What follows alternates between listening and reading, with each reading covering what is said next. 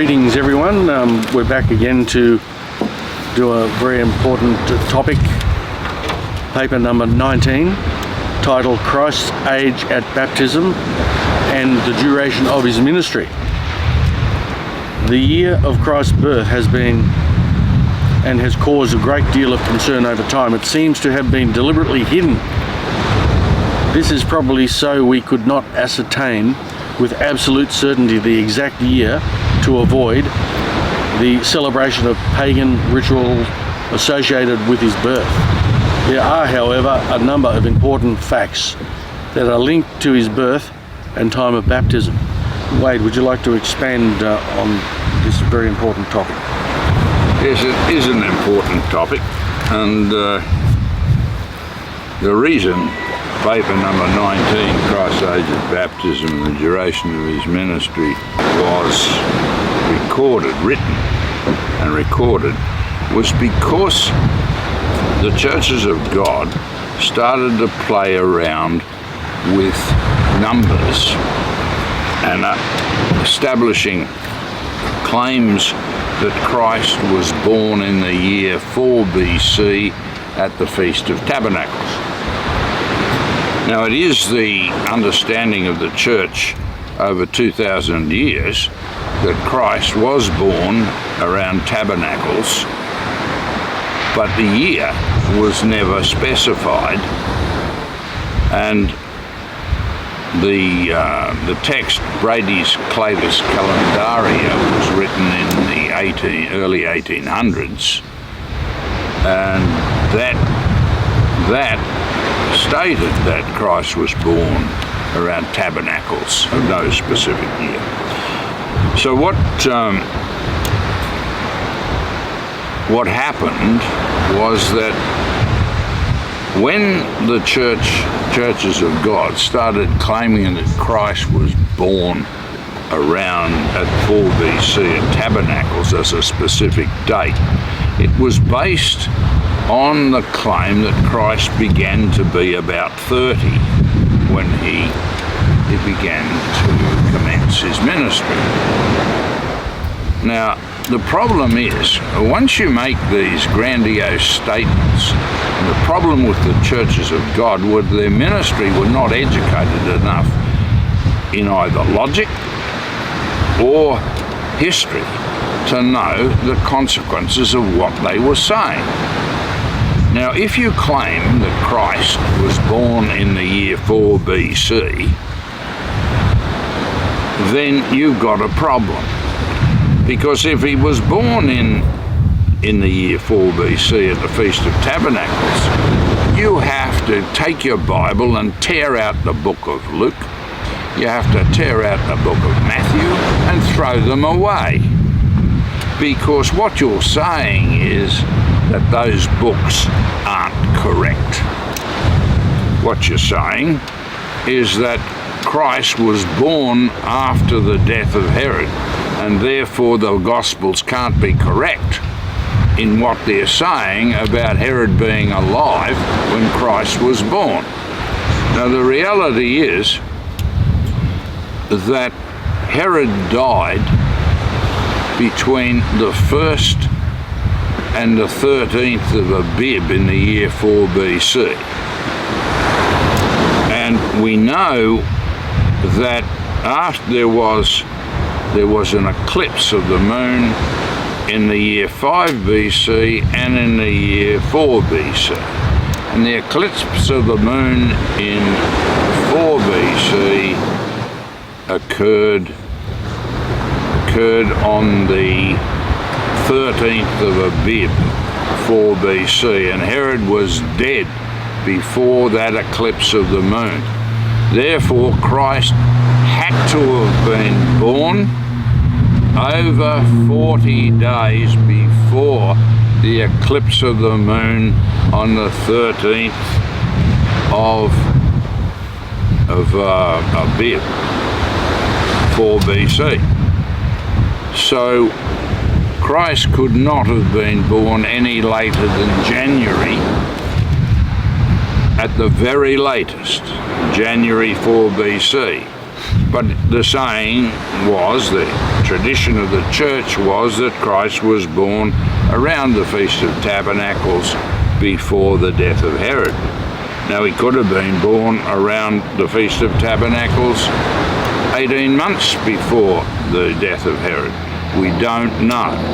We do know, in concerning the censuses of Augustus, we know that there were a sequence of censuses, but there was no census in 4 BC or 5 BC. There was no census until 2 AD. But there were censuses in 12 BC, and there were censuses around to 6 BC.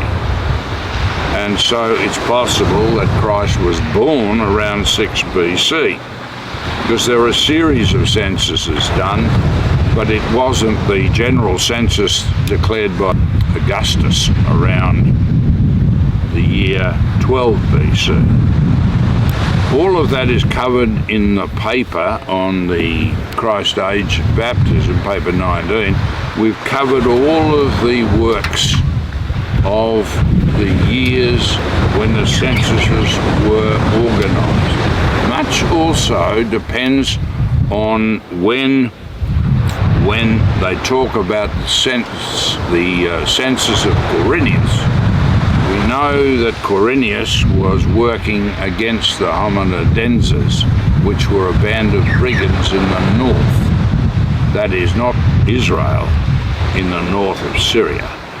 And these brigands were the subject or the object of Roman reactions to try and stop their brigandry. And that had a significance. The paper discusses all of that, and the timings of the possible censuses and the timings of the birth of Christ. What we are sure of, biblically and historically, is that Christ was born before the year 4 BC. And anyone who says that he was born in the year 4 BC at the Feast of Tabernacles has no idea of what he is talking about, or they are talking about. It is an historical and biblical impossibility for Christ to have been born in 4 BC at Tabernacles. These are important subjects to understand, and it also deals with Christ's movement into Egypt with his parents, and it was the reason that Christ, when he went to Egypt, went to an established community with a temple which had been ordered to be built by God through the prophet Isaiah in Isaiah 19:19. Now that was ordered by Isaiah in the 7th century BC, but it didn't happen until Onias IV went there in the 2nd century BCE and ordered the construction of the temple there in Egypt at Heliopolis, the city of the sun. Now, all of these are important historical aspects to note what Christ was doing, when he was doing it, and where it was being done. These things are significant, and we know therefore that from 4 BC, 5 BC, we know if he's born in 5 BC at the latest, then in the year 27 CE, which we know accurately was the time John the Baptist began his ministry, and we know that Christ was baptized in 27 CE by John the Baptist, and we know that he declared the acceptable year of the Lord, which is the Day of Atonement and the Jubilee at Atonement of 27 CE. So we know that he was baptized and active in 27, but he had not begun his ministry.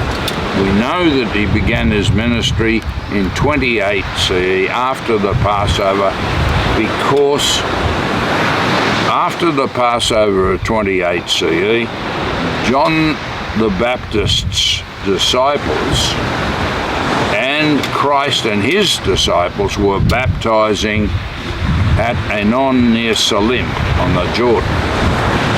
That's given to us from the Gospels, from Matthew and John. Now, we know that Christ had not begun his ministry until John the Baptist was put in prison at that time. So, from 27 through to 5 BC means that Christ had to be 32 years of age when he was baptized. He may have been 33, or he may have been older. The Bible is not specific. He began to be about 30. The Greek term means he began to be in his 30s. It is a generic term that we use when we say, oh, he's in his 30s. That doesn't pinpoint anything. It means that he's in his 30s. He could be 31 or he could be 39. It could be 30 or he could be 39. But he's not 40. That's all that text means. That's important. And the churches didn't understand the logic of what they were saying. And when you talk about 4 BC, you're throwing away 2 Gospels. So it's important that you get these things right. It's important that you understand that everything you say, you believe. Everything you teach somebody else has got to be true. And it's got to be demonstrable, historically and through logic. You can't make silly statements that are illogical and historically incorrect and expect people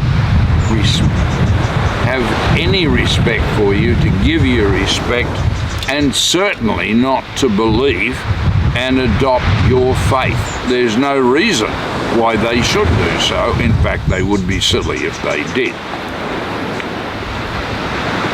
And Wade, I was going to say, in this paper also, it talks about the duration of his actual ministry, doesn't it? And there's a lot of confusion out there about that issue, isn't there? Yes.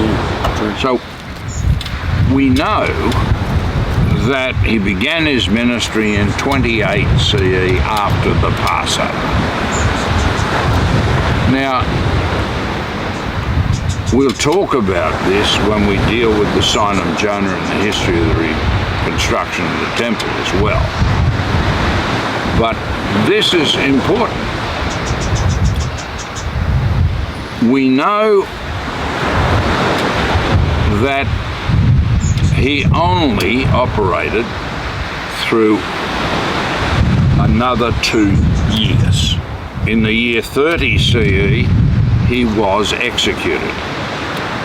He wasn't executed in 31 CE because it's physically impossible for him to be executed in 31 CE in accordance with the temple calendar. In 30 CE, the 14th of Abib fell on the 5th of April. That is, it fell on a Wednesday. So Wednesday, 5th of April, 30 CE, is the time he was executed. Because he was executed on a Wednesday. And the day after he was executed was a holy day. And that was 2 days before the Sabbath. And that was 3 days over the period of the first holy day of unleavened bread, the Friday, and the Sabbath. He was resurrected at evening on the Sabbath, April 30 CE, and he waited overnight till the Sunday morning at 9 a.m. when the waved sheep was traditionally waved in the temple. And he went before the throne of God at that Sunday morning at 9 a.m. when the waved sheep was presented, waved before God. There is a forgery which we'll deal with in the book of Daniel in the King James Version. The King James Version is a Trinitarian rag full of forgeries which are aimed at altering the understanding of the history of the church and the creation of mankind, implying that Christ created all of the structure of the heavens and the earth, which he did not. We'll deal with those things on other papers. But the reality is that in this system of the development of Christ under the sign of Jonah, he was a day's journey, as Jonah was, into Nineveh and into the church, establishing the nucleus of the church. As Jonah travelled the day's journey into Nineveh, Christ established the church and established his work under John the Baptist. Then, from 28, 29 and 30, Christ began his ministry and was executed at the Passover of 30 CE. Now, 28 CE fell on a Sunday, 29 CE fell on a Saturday, 30 CE fell on a Wednesday, 31 CE fell on a Saturday, 32 CE fell on a Sunday, and 33 CE fell on a Thursday. Only one day in that week of years could Christ have complied with the sign of Jonah, and it was not 31 CE. And it doesn't matter what fabrications you create from the forgeries in the King James Version in Daniel 9:25, you're still a heretic. The death of Christ was in 30 CE on Wednesday the 5th of April. Now, get that straight. Make sure you don't make errors in that regard. Christ's ministry, as we know from John, covered 3 Passovers. It didn't cover 4 Passovers. And the reference to a 4th Passover by some of these churches of God is a reference to the Feast of Pentecost, the Feast of Weeks, not to any Passover. So get your facts right. It's important. This paper is important for you to understand and stop you making stupid claims about the date of the death of Christ. It's the most significant thing we've got, and it fits within the sign of Jonah, as well as establishing the period involved, and the date of his birth is important in establishing the veracity of the timings and the structure all those years ago. You have to know what you're talking about. Yeah, and like you say, Wade, I mean, the data is there. There's historical fact as well as biblical scripture to prove it. Why they still go on and try and speculate these other dates, I don't know. I mean, as you say, they just do not want to face the truth of it because it brings them undone. No, yeah. So look, paper number 19 is the one to go looking for. Christ's age at baptism and the duration of his ministry.